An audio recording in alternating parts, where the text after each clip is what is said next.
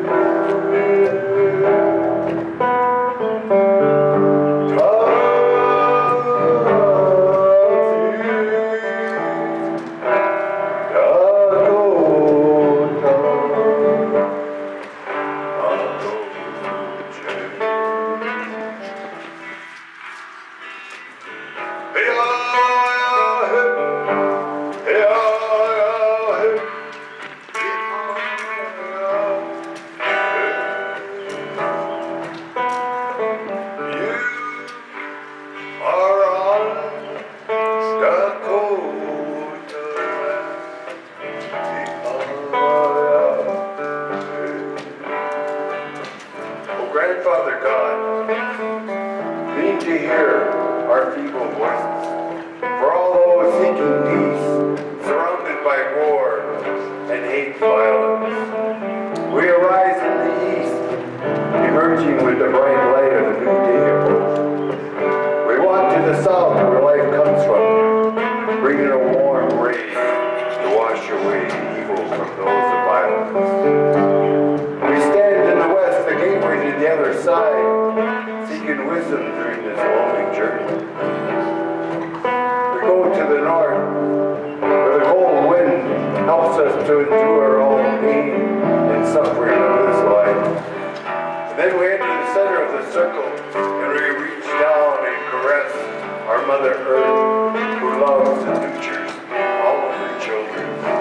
And we look up and all around, and we thank you, Creator, for this wonderful world you've given to us.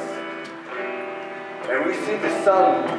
We know something so beautiful and important must have made. We must have listened. So we place our prayers of peace there for you to hear. And we hear you when you tell us peace is stronger than war. Peace must be taught, and peace must be shared, and peace must be the law for us all.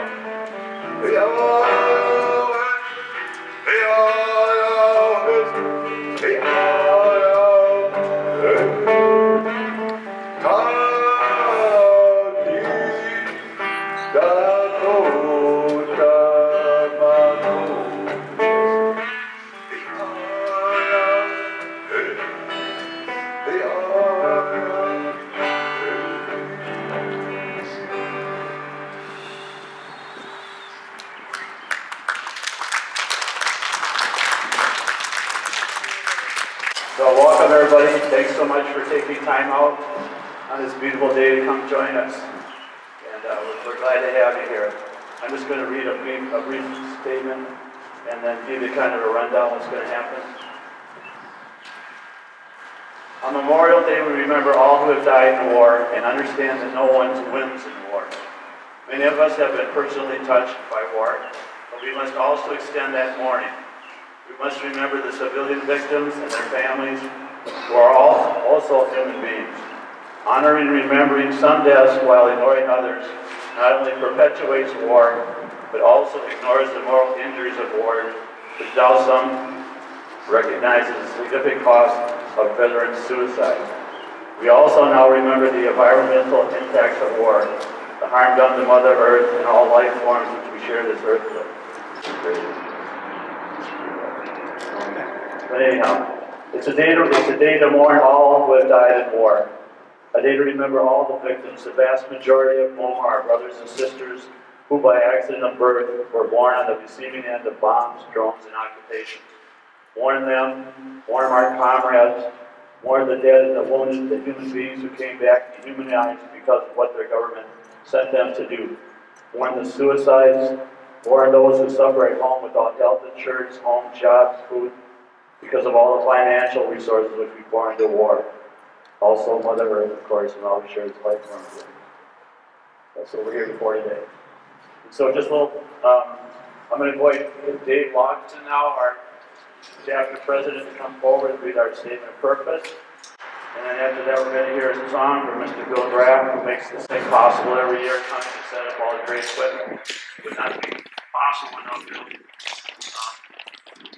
we're going to hear from Mike McDonald, and then we're going to have our veteran Buffalo Weavers back up again.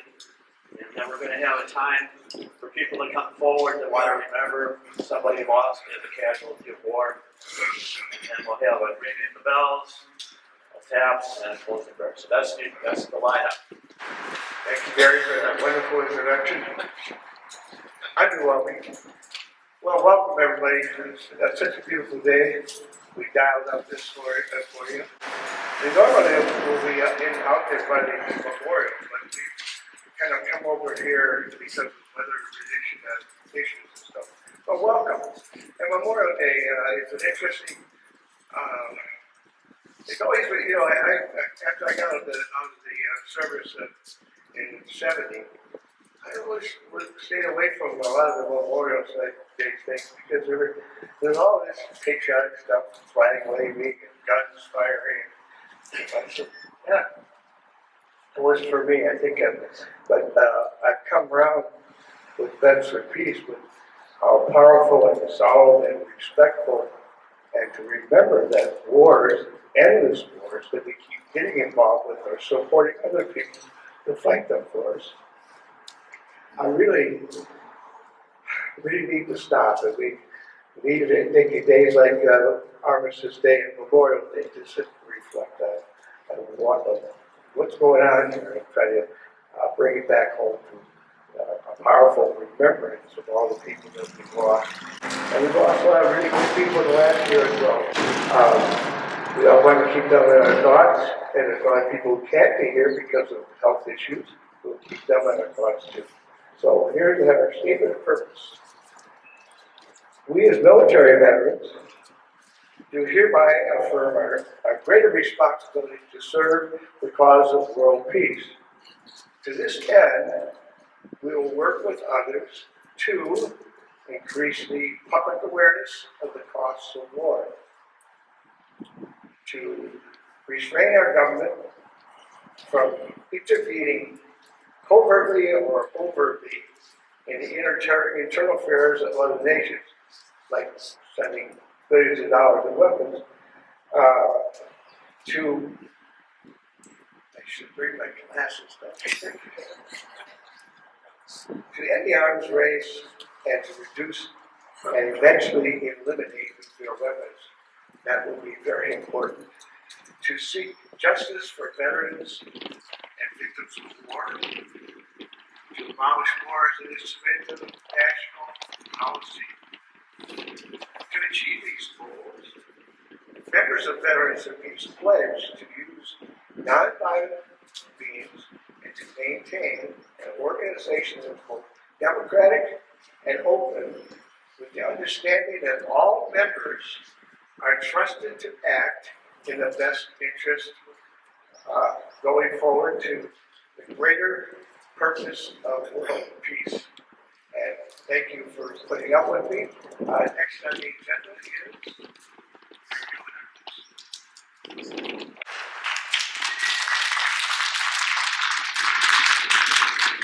It's a lofty statement. It's high aspirations. Our primary mission of abolishing war. And we've been challenged big time within our organization these last couple of years since the war in Ukraine. We have a lot of people that believe in the just war theory, but we're anti-war. So we don't believe there's, just war and just war. We do not, we don't think that there's such a thing as just war. So we've been challenged with that just in this last couple of years with people that are believing that we're doing the right thing in Ukraine. So it's a big time for us. Okay, Mr. Bill McGrath, forward to give us a little music. This song was written during the Vietnam War by a guy named Eric Vogel. If you remember first name. It's kind of like bugle, but it's an O-ogle. An Australian, Scottish guy, actually. And he wrote this song about an attempted invasion by Australians into what we now call Turkey.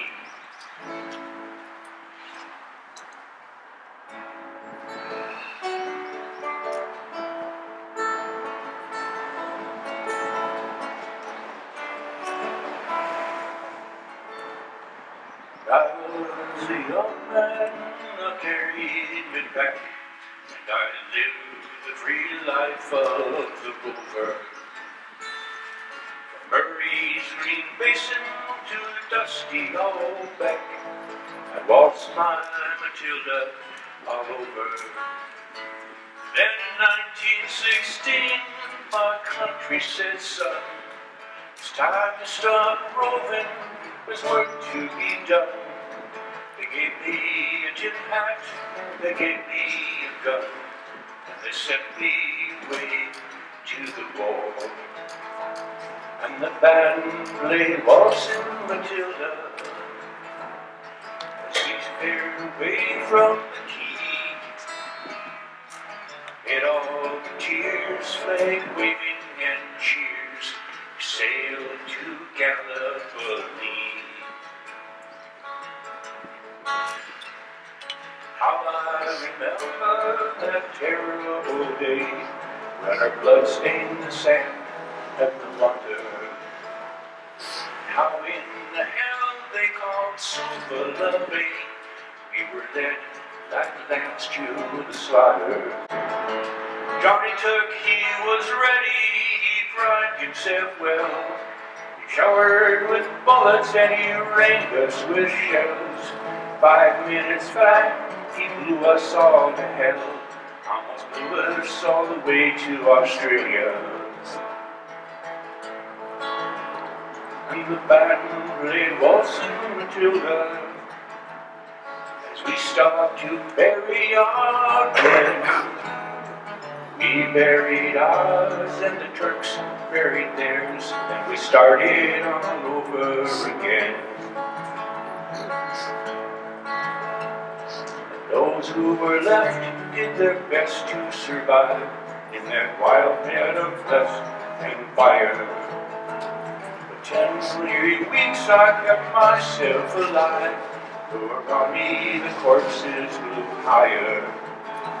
Then a big Turkish shell knocked me arse overhead.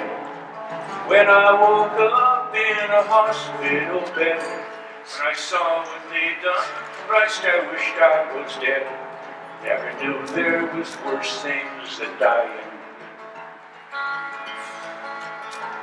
No more waltzing Matilda on the green bush, far and free. 2 tender legs, a man needs both legs. No more waltzing Matilda for me. Gathered the crippled, the wounded, the maimed, and they shipped us back home to Australia. The legless, the armless, the blind, the insane, those proud, wounded heroes of Suvla. And as our ship pulled into Circular Quay, I looked at the place where my legs used to be. Thank Christ there was no one there waiting for me to grieve to mourn to pity. And the band played waltzing Matilda as they carried us down the gangway. But nobody cheered, they just stood there and stared. They turned their faces away.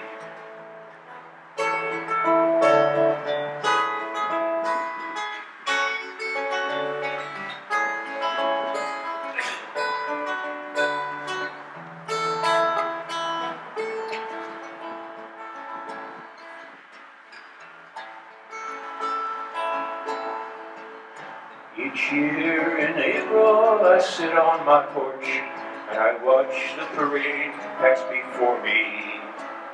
I see my old comrades, how proudly they march, reviving old dreams of ex-glory. I see the old men, their bones stiff and sore, forgotten heroes of a forgotten war. The young people ask me, what are they marching for? And I ask myself the same questions.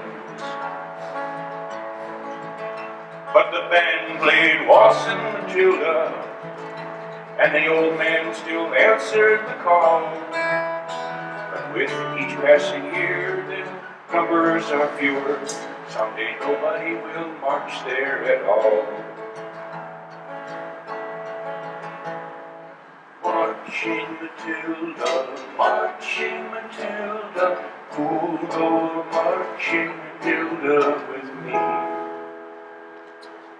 And the ghosts may be heard as they march upon that billabong. Who'll go marching Matilda with me?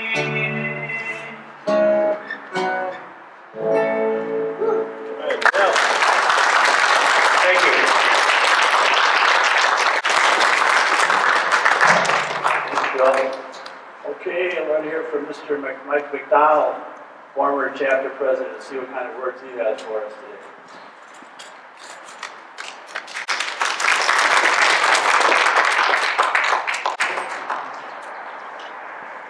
I want to share with you the lyrics from, I think, the greatest protest song ever, many decades old. Marvin Gaye. Mother, mother, there's too many of you crying. Brother, brother, brother, there's far too many of you dying. You know we got to find a way to bring some love in here today. Father, Father, we don't need to escalate. You see, war is not the answer. For only love can conquer hate. You know we've got to find a way to bring some love in here today. Picket lines and picket signs don't punish me with brutality. Talk to me so you can see what's going on. What's going on? Mother, mother, everybody thinks we're wrong. Oh, but who are they to judge us simply because our hair is long? Oh, you know we've got to find a way to bring some understanding here today. Picket lines and picket signs don't punish me with brutality. Come on, talk to me so you can see what's going on. What's going on?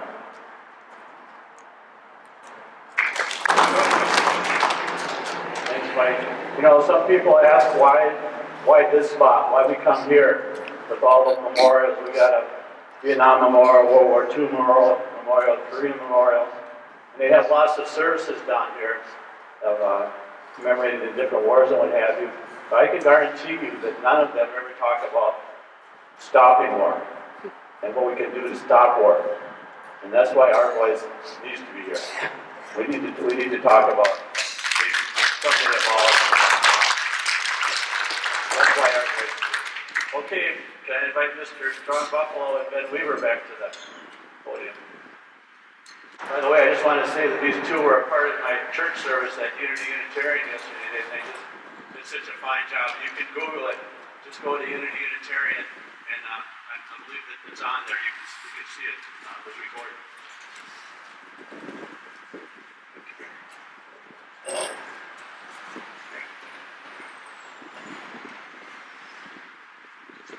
Well, as you can tell by my beaver on the top of my head, I am a Vietnam veteran. So, being that, I'm a proud member of VF Chapter 27. I wrote this poem in 1970 in Campbell, North Carolina. We call it Agent Orange, White, and Blue. While the enemy was digging caves to hide underground from the United States systematic chemical war, to force out the guerrilla. The smart men of war forgot or intentionally allowed their own sons to stand naked above, breathing the aged brother's stench. I am now the son of Dioxin, and you shall see me groping out of hidden underground caves looking for you, Uncle Sam.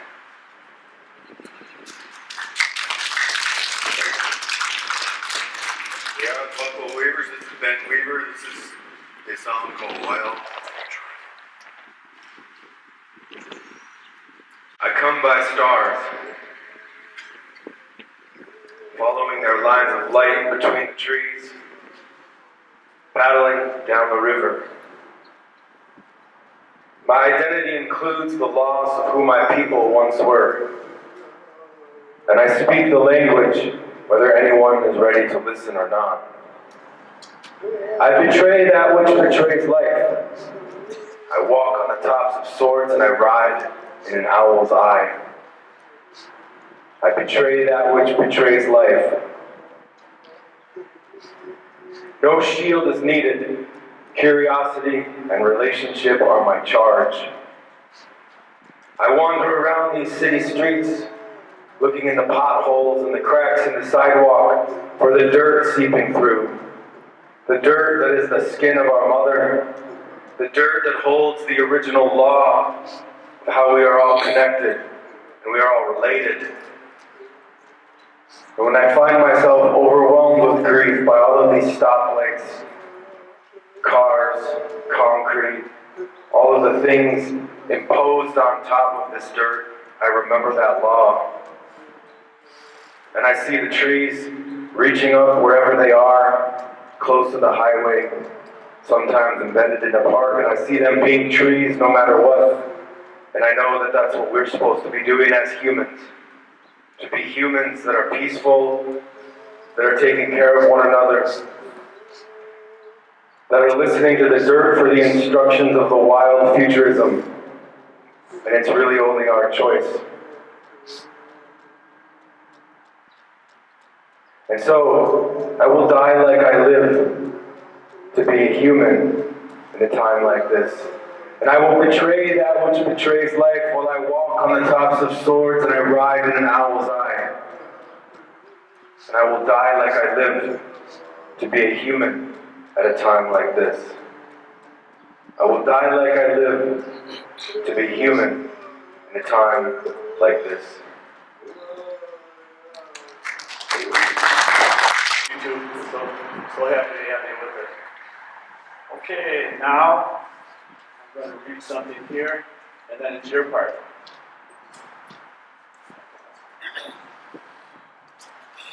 Over here on the Vietnam Veterans Memorial, there's a saying at the top. We were done, we have died, remember us. This is by Archibald MacLeish's actual law or statement in that.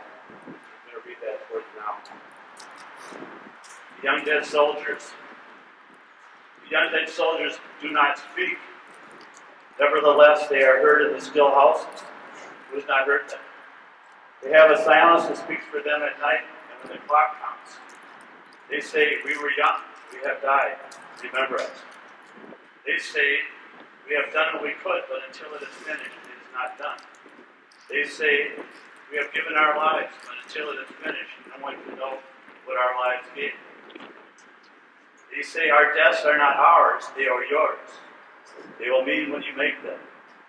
They say, whether our lives and our deaths were for peace and a new hope, or for nothing, we cannot say. It is you who must say this. They say, we leave you our deaths. Give them their meaning. We were young, they say, we have died, remember us. So I marched off to war at a young age, no consciousness whatsoever about war.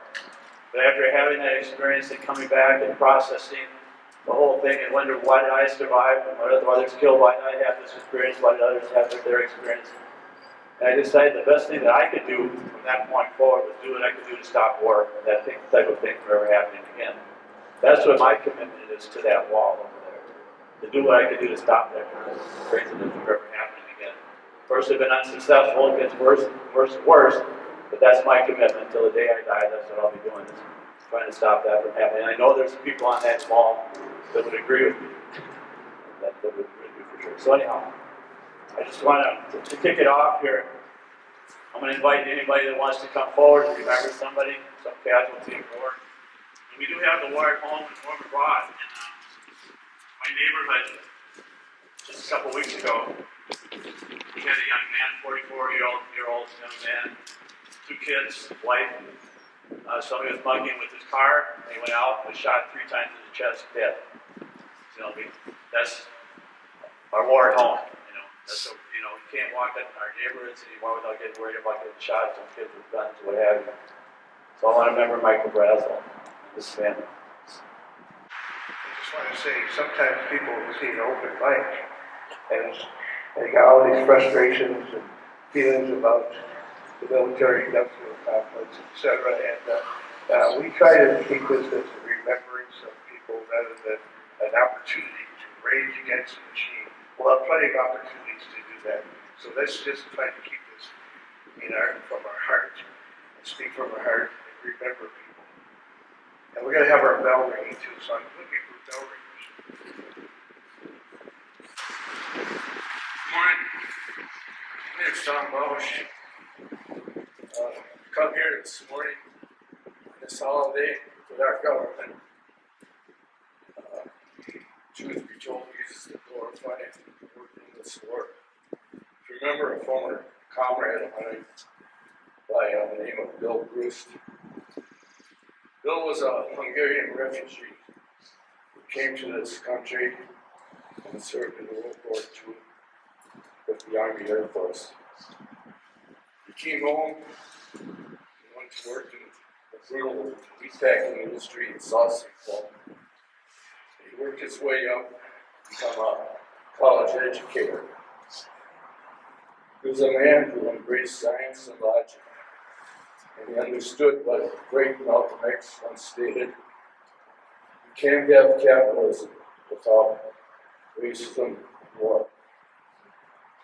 He therefore dedicated his life and attempted to build a labor party based on socialist principles.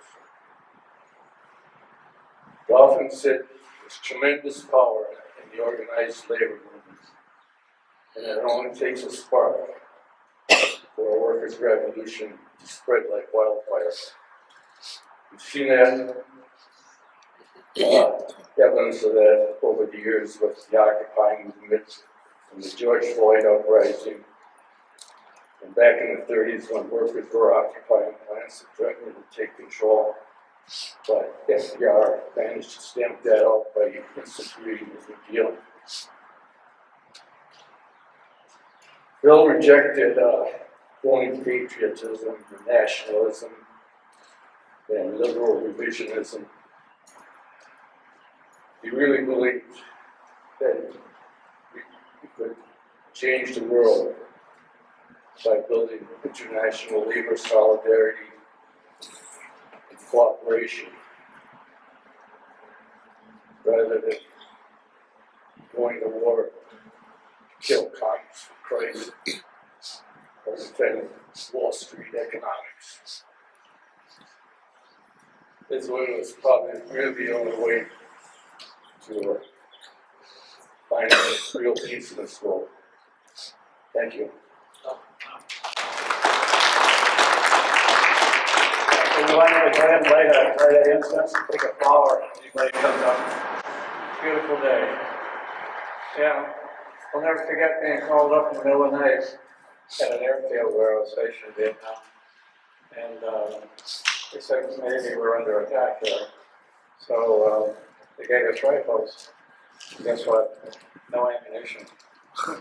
Oh my God. We had less than 100 Americans there. The grand strategy was, if they come, maybe we can evacuate you. Maybe. Get you out of here. Needless to say, they didn't make a full-scale attack. Other than that, we would have been slaughtered. But here's another data that they talk about. 57,000 Americans died in Vietnam. Well, guess what? Look it up. over 300,000 Americans died. Agent Orange. Agent Orange. Those are not young people. Those are people who are middle-aged.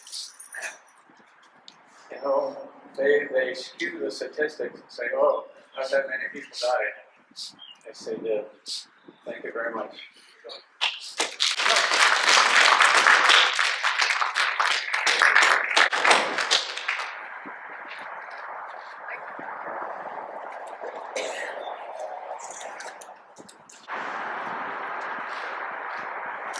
I'd like us to remember Charlie Lidke, Medal of Honor winner in Vietnam, who after he came back and saw what our government was doing in Central America, returned his Medal of Honor.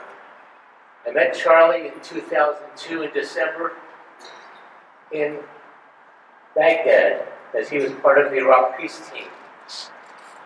And although I didn't stay when the bombs started dropping, Charlie did. Charlie was there in March of 2003 when the bombs dropped. And he went to a Catholic orphanage in Baghdad every day to hold the children who were mentally and physically disabled during the bombing, to calm them down. So Charlie was a real hero for me for what he did for peace. Thank you, Charlie.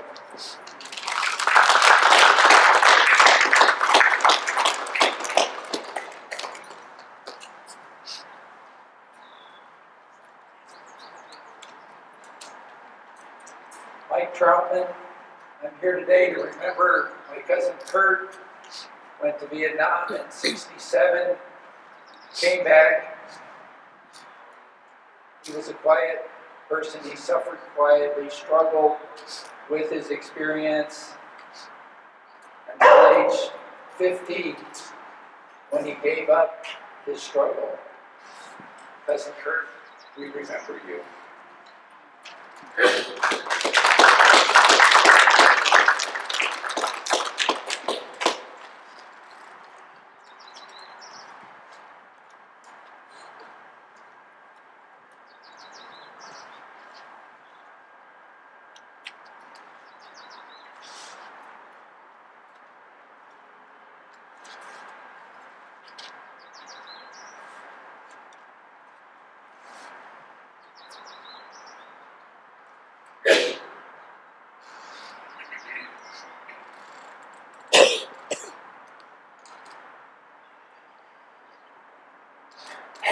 My name's Larry Johnson, and when I went to the Vietnam Wall the first time in D.C. to look for the name of a friend, one that I knew had been killed in Vietnam, you know, there before cell phones, there were 100 Larry Johnsons in the Minneapolis phone book. They're probably still there, but I was looking for the name and found my own name down to the middle initial, and just, you know, I still, you know, it's like I don't even know how to describe the feeling that was there, and but I want to remember John Tracy, who I was looking for that day.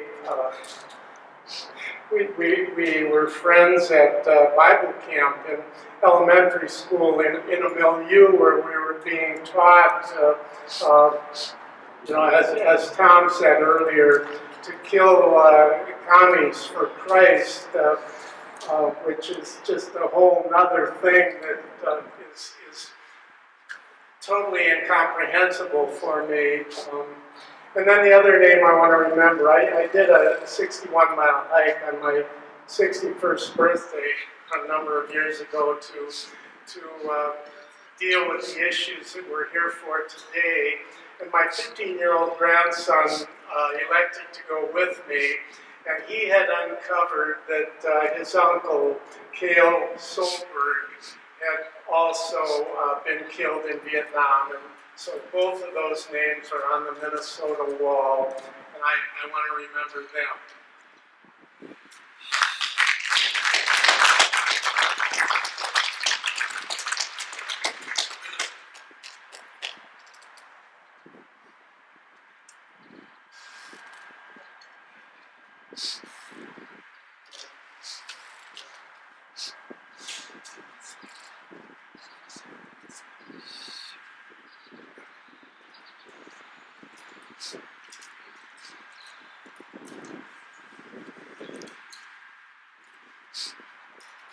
Joe Schubert.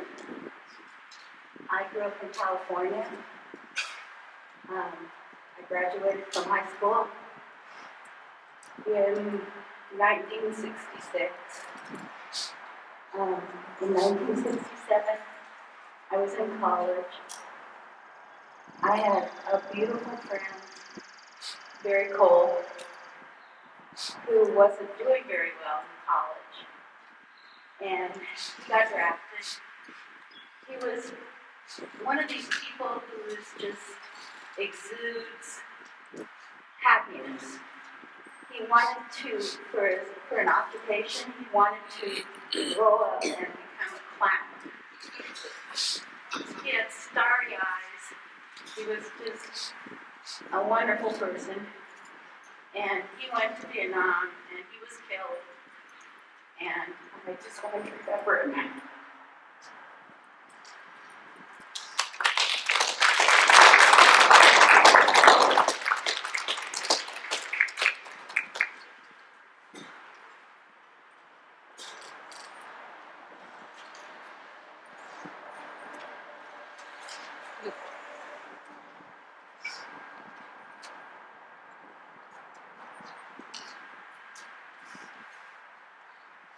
I'm asking you to remember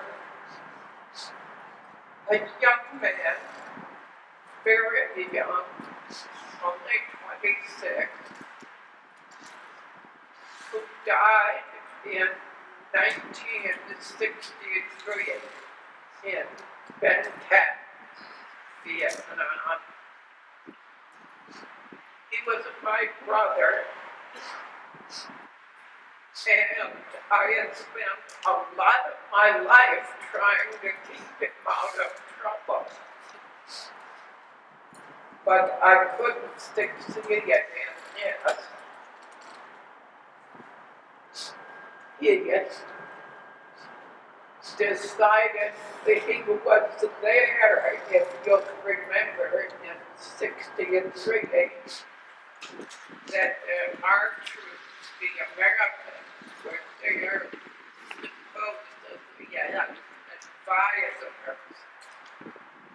And he decided that he wanted to go with some Vietnamese comrades to the PX to buy personal items. And they were brought down by a hand grenade and then shot. At that point, I had no idea where Vietnam was, where he was. And that's when I learned. And it still feels that there's a young, humorous man gave his life far away for what? That's the question I ask myself. For what?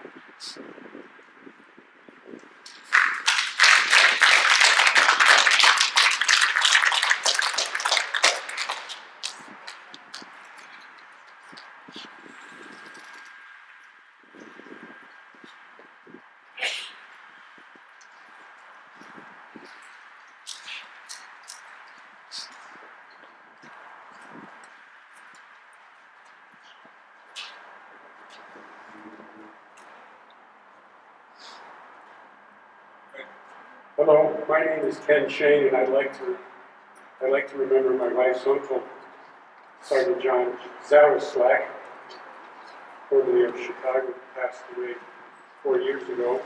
I was called upon to deliver the eulogy by the family on his funeral at the Millersville Military Veterans Cemetery in Georgia. He was a kind and gentle soul who served in Vietnam in a medevac helicopter. He thought that would be a good role for him because he liked helping people. He didn't know that his life would turn into a living horror as a result.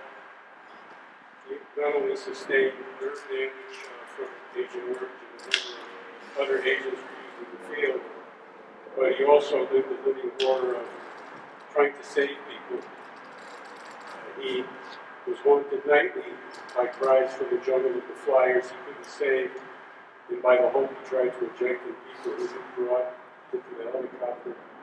4 years ago, he took his own life because he couldn't stand the pain, the physical pain and the mental pain of his anguish and trauma. He was a lifetime subscriber to Rolling Stone magazine, and I miss him, and the family misses him very dearly. Thank you.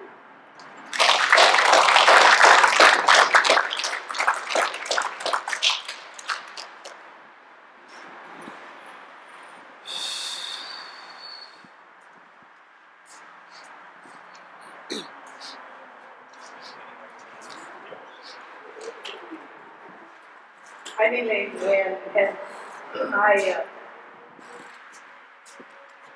learned in my childhood there's a lot of ways to hurt and die from the war.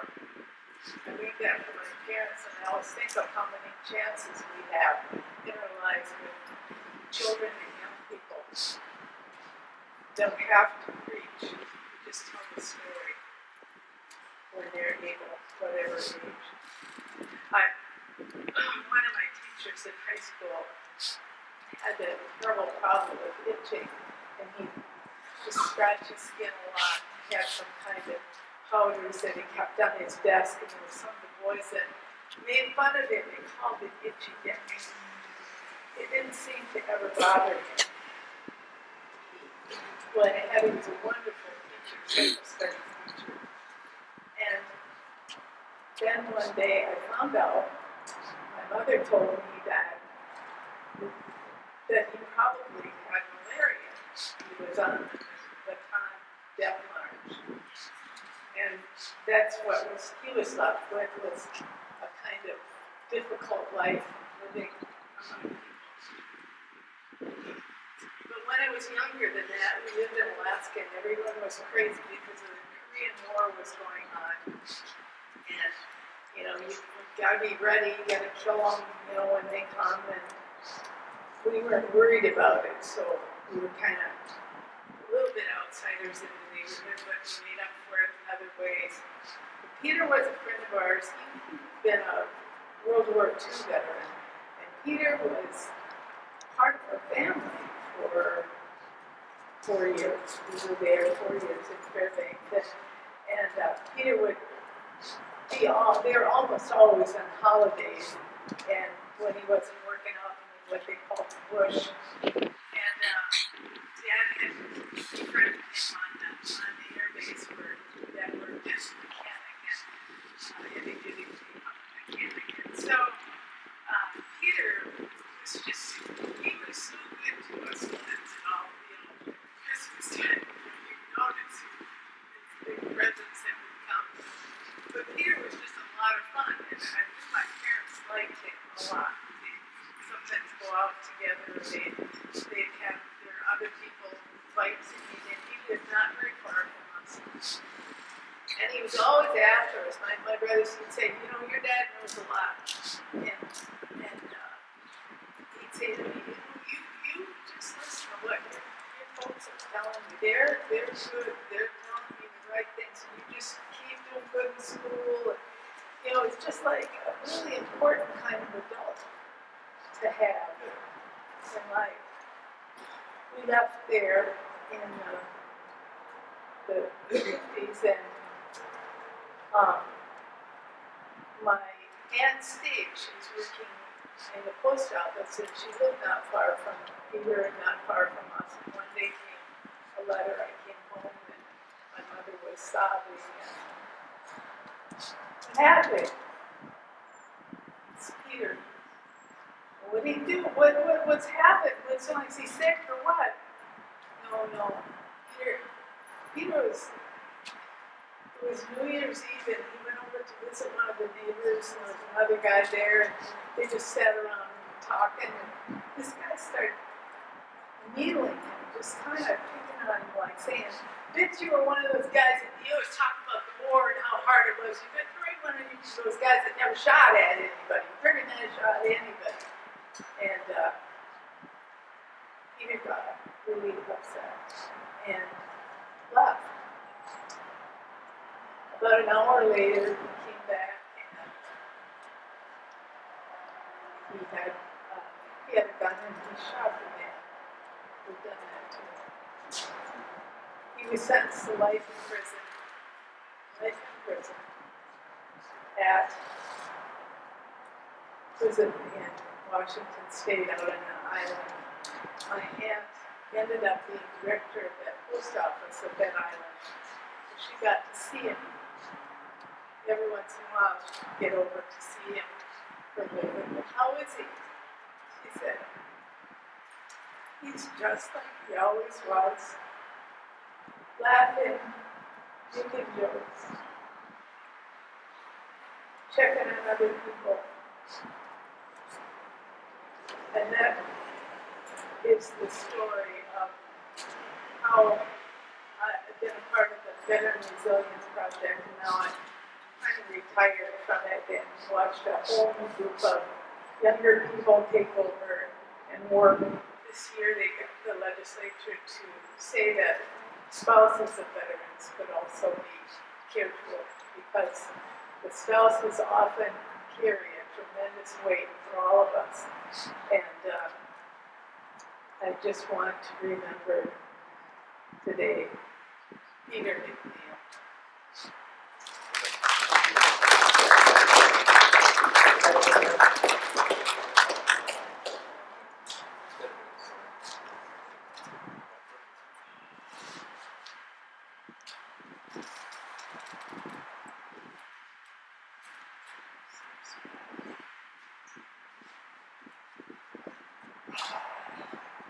Yeah, while I'm sitting down here, I'm thinking I should remember something I remember really well. I was really early in country in Vietnam as a draftee.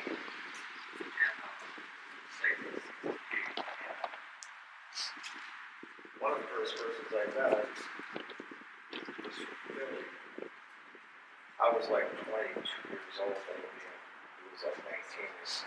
Everybody seemed to think that I was like a grandpa or something at that time. But this guy, his name was William Lovesey, and I see him on the wall in Vietnam. I mean, at the Vietnam Memorial in D.C. occasionally when I'm there. And I think about one here. It's hard to believe because I was just about to go home. I was probably maybe 3 weeks short. Yeah.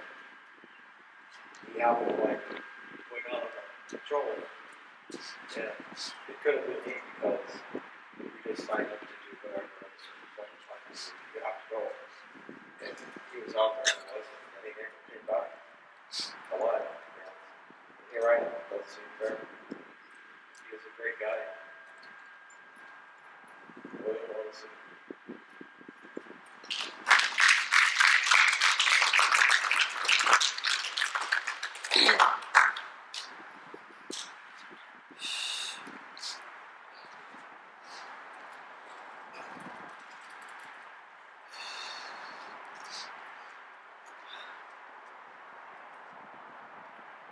My name is Debbie Rising, and I'd like to remember a young man from Rosemont, Minnesota, who died not many years ago in Iraq.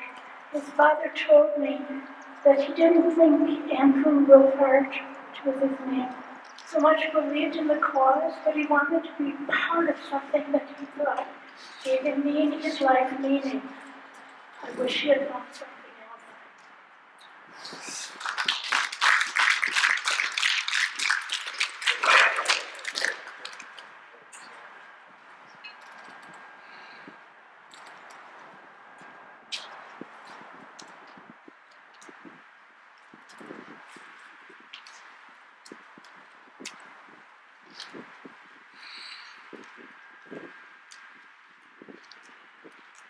I too grew up in Southern California.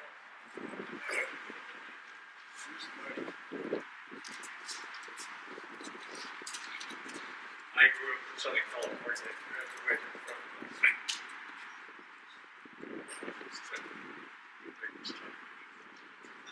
I grew up in Southern California. Graduated from University High School in 1961.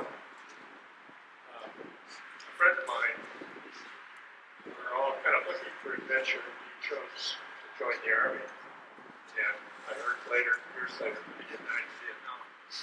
His name was Frank O'Keefe. And I think all of our parents, our dads, were part of that generation that fought World War II. And that seemed like a noble cause. Vietnam seemed like an extension of that noble cause. And then we found out over the years that it wasn't so noble and wanted to. So, to Frank O'Keefe.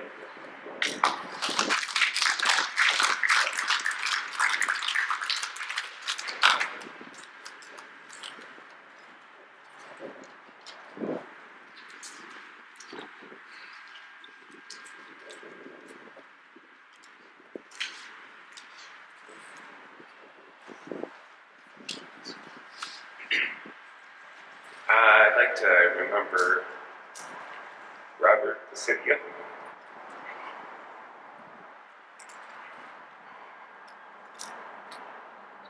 Hey. I'll get there. Died in Iraq, thinking he was dying for our freedom. Hollywood War. He got 2 Purple Hearts in less than 3 months. First one, his lieutenant died saving his life. He told the local paper, from a small town in southern Minnesota, so he told the local paper he was brave enough to tell him he was struggling with PTSD. He's going to be back.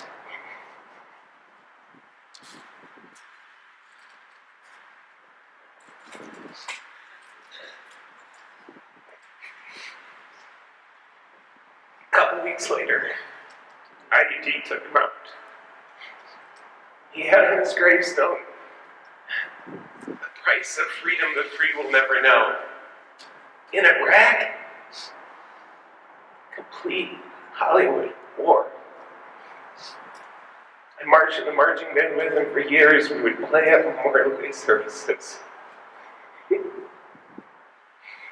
thought he was going to be tough. He thought he'd be a Marine. Show everybody how tough he was. And we lost him. I want to thank you all for doing this every year, because this is the one place where I feel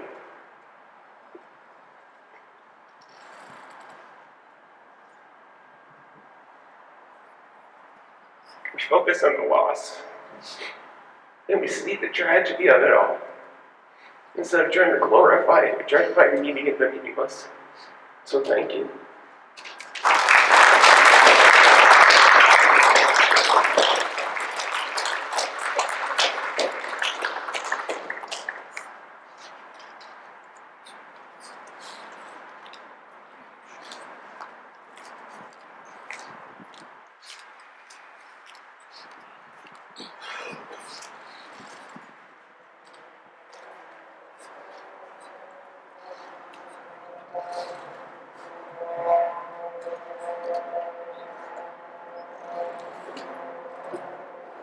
Hi, I'm Don Olson, and why don't you remember Lauren Greenwood?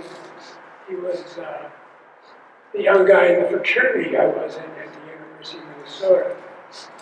And I wasn't around when he went in, but he died in 67, 68, I don't. I was going to look it up, I couldn't quite remember when exactly, but by then I had left school and I was full-time in the anti-war movement. But he was such a nice young guy that just making his way in the world and trying to go through school. And as I was thinking about coming up here, I thought it might be useful to talk about how I was a member of this draft board grade. I was in prison 71 to 73 in Springfield, Missouri, federal prison.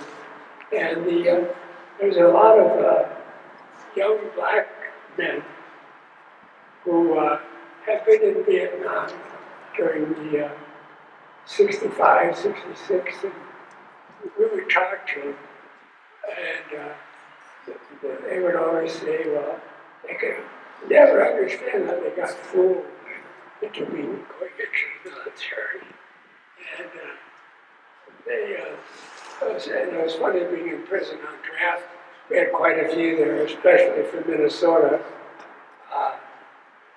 because, well, why are you in prison? There's no money in it. And of course, that was, and you see why people are there all the way from need to greed. And one other observation was I ran into this white Southerner who had been in the Air Force. We talked for a while in prison. He said, well, the one thing that happened was I got rid of my racism in the military. I was living around people, black people especially. And so he moved on, he matured and all that, and that was good. And it was interesting about race because in the military, the prison officials were always trying to foment racial problems and to try and get race wars going in the prison. Whenever we started doing stuff like trying to get, make sure that Saturday meal was not taken away, and just a few little controversial things. So I've done many years of draft and military counseling. It's always heartening to see how people, all of us, including myself, you wake up at a certain point because there's so much of the culture pushing us towards going into the military. Back then it was a draft, and now it's oftentimes jobs or whatever else, sometimes camaraderie in the small towns. And it's so much of this culture is built on that. And so it's just to understand how we all woke up. I mean, I was in Rodsey for a couple of times before I finally realized that was not for me and refused induction. And as many of you know, I'm a magazine distributor. I brought over here some old copies of this Paul Chappelle article. The military gives people excellent training in waging war. And I wondered, what if people were as well trained in waging peace? And so he talks on the urgent need for peace literacy. And I'll put these copies over here on the bench if anybody's interested in one of these. Feel free to take them. But I do want to congratulate the Vets for Peace. It was interesting this week, and just recently, Medea Benjamin was in town and giving 3 days of talks that were co-organized by Vets for Peace Chapter 27 and Women Against Military Independence. And she said, the Vets for Peace chapter here is one of the best she's ever come across. So that's very high praise for really full-time peace activist, Medea Benjamin, one of the co-founders of Hope.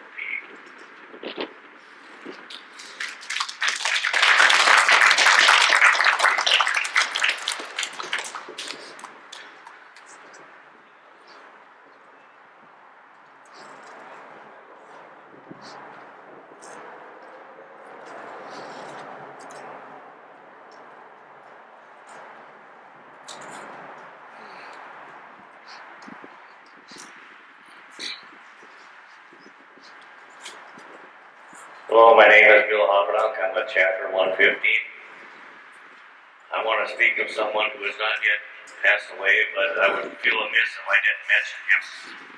His name is Danny Schurzuk. You may have seen his name or read some of his materials. He was a major in the Army. He went to West Point. He actually went to Afghanistan and led a platoon there in Afghanistan, where he saw members of his platoon die. He came back to the U.S., became a history professor at West Point, and during that time he became a powerful peace activist. And I had him speak in Peace Talk in 2019. We became friends. And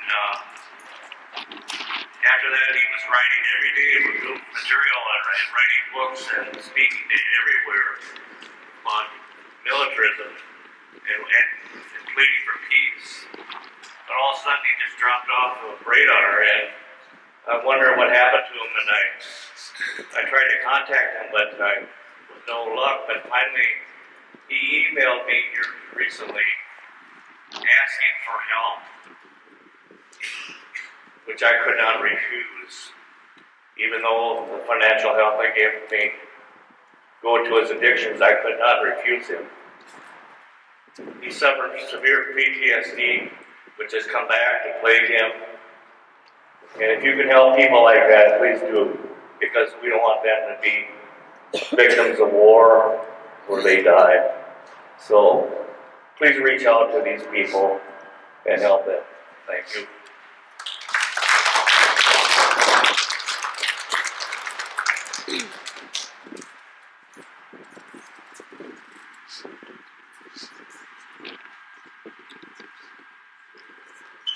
My name is Greg Tomaszak, and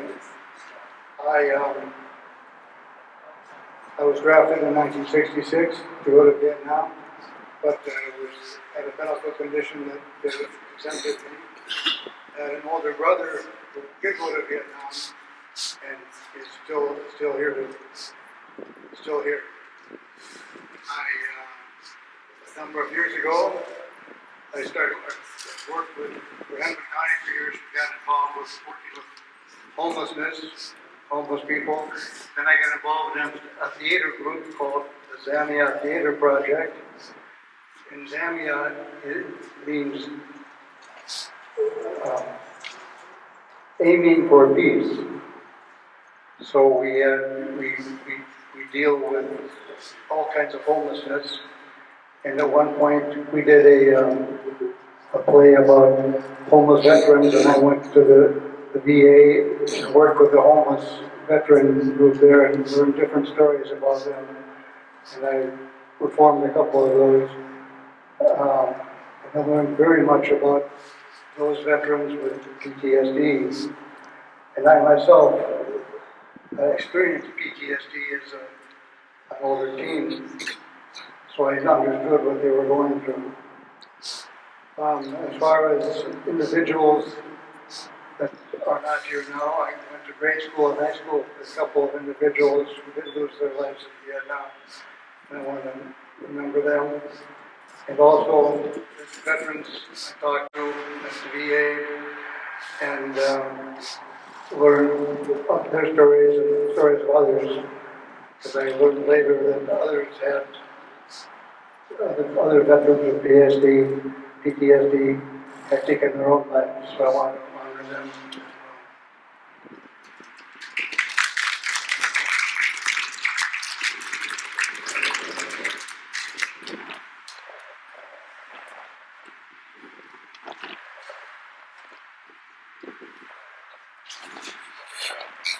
Thanks, everybody. So we're going to ring our bells now, followed by the taps, and then Dave Boyce is going to just give us a couple words while we ring the bell.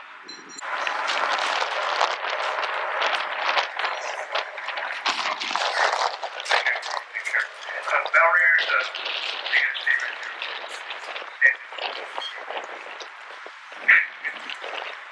we're so well organized. You know, we ring these these bells so many times in a year, it almost gets me, starts to get a little mundane, you know what I mean? And really shouldn't. And every time we do a bell ringing, invariably somebody will come up and just be in tears or really moved by it. So we kind of underrate the exact impact of our bell ringing. But we ring our bells at Armistice Day, which is some people call Veterans Day. And we also ring our bells when people have passed away and are members of the peace community that ask us to come and ring the bells. And unfortunately, we've got a lot of work, you know. And we're getting an older population, and a lot of us are passing on. So unfortunately, we are doing a lot more bell ringing, but we did a really powerful one. I just saw Debbie Reisinger was up here today, and we did a powerful ceremony at his gravesite. And that's the first time we ever done it. I was in a snowstorm, but it was extremely powerful. I really commend all of our bell ringers for coming out and doing that. So the reason we ring the bells is that goes back to the end of World War I, when I'm trying to talk over Bill. No, indoor voice. At the end of World War I, the war to end all wars, supposedly, there was a bloody battlefield. It was like trench warfare. People had no man's land. People were just getting slaughtered. And this was going on for years. 20 million people perished in this god-awful war. And finally, enough was enough, and they had to get together and sue for peace, and had an armistice. And then 11 o'clock, and then November 11th, and on the 11th day, in the 11th hour, peace came on the battlefield. In many places along that battlefield, the soldiers dropped their weapons and oftentimes embraced the enemy.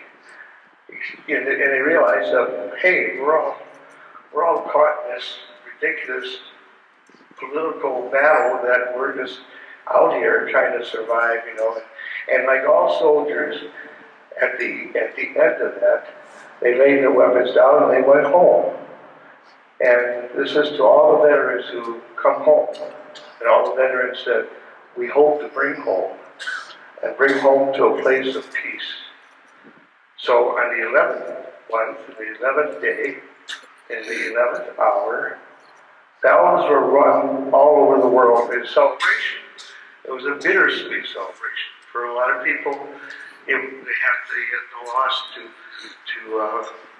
bring with them, carry with them the rest of their lives. So on the 11th day, 11th hour, bells were rung.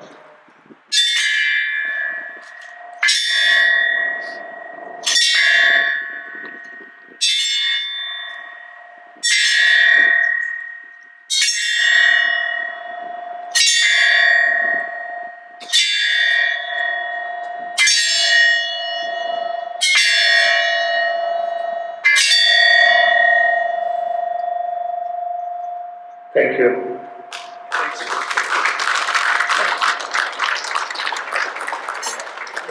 Right here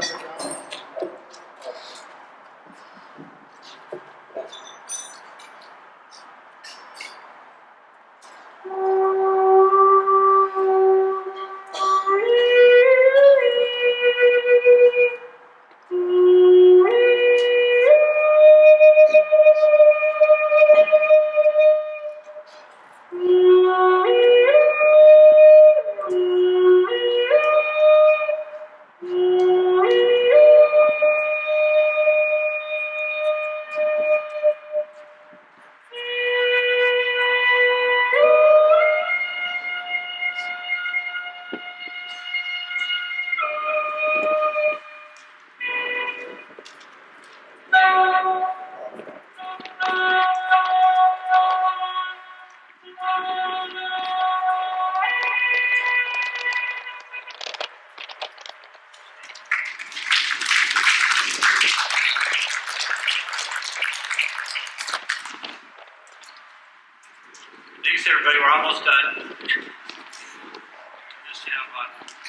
driving on home for you. I got this I want to read, and then we're going to have one last song by Billy Graham. Shall we remember what war is? Twice. Shall we remember what war is? What is war?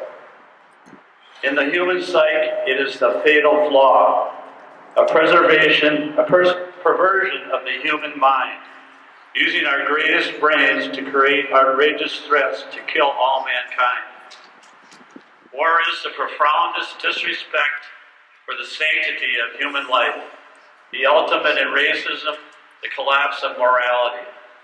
War is the ultimate in criminality, the ultimate obscenity, the ultimate crime against humanity. So shall we honor war? And shall we now praise troubled men and women? Or shall we remember what war is and give true meaning to never again?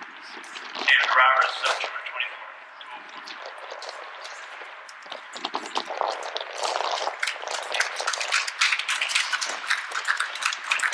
I'd like to have Dave Logston come up.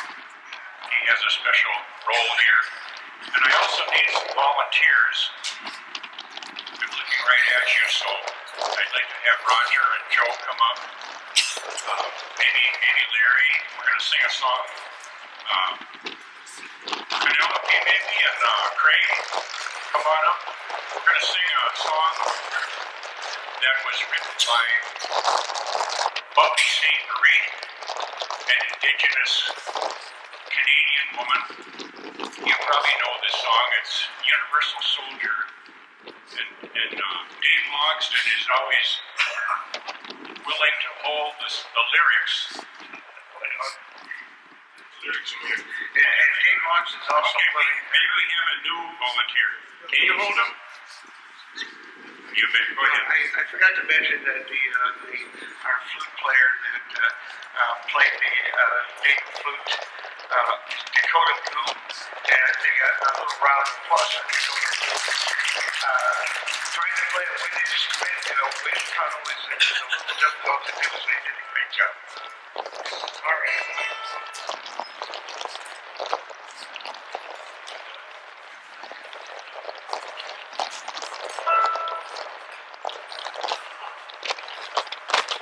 I always ask Dave Logston to stop wiggling his butt back and forth. So you let me know if he starts doing that.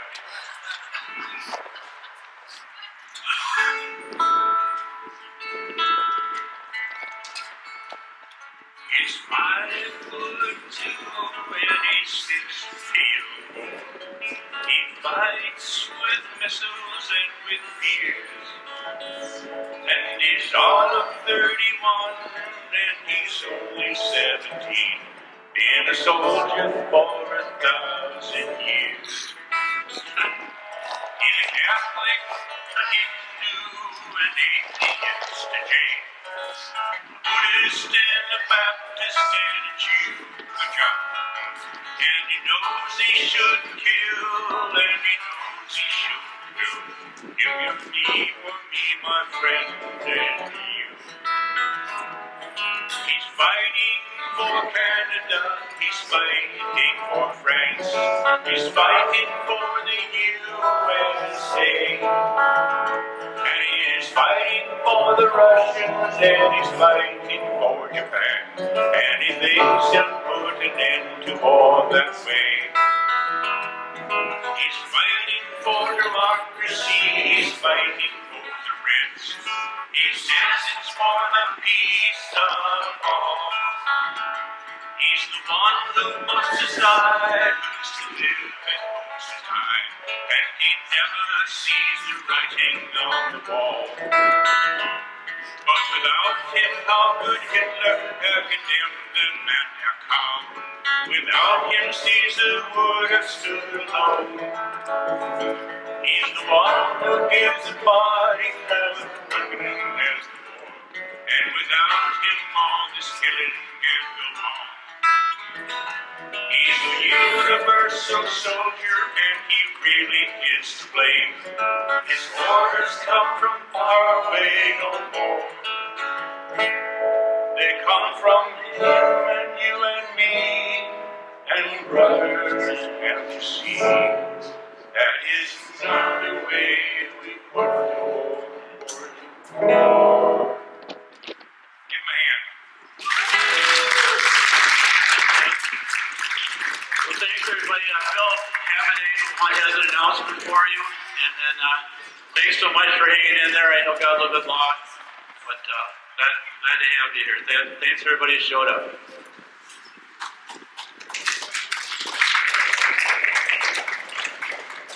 Thank you, Barry. I want to announce Peace Talk 23. Maybe a lot of you have attended that in the past. It'll be our 21st event, consecutive years, and we've had a lot of great speakers, and we will do the same again this year. It will be held on Sunday, July 16th in Central Park in Red Wing, Minnesota from 1 p.m. to 7 p.m. And speakers include Colleen Rowley, Sammy Rasuli, and Jack Nelson Paulmeyer. And Strong Buffalo will play a tune, probably at the initiation of our event, and there'll be music by Bill McGrath and Larry Long. So it should be a lot of fun, but I want to mention our theme. We always have a theme for Peace Talk, and this year the theme is militarism providing the security we seek?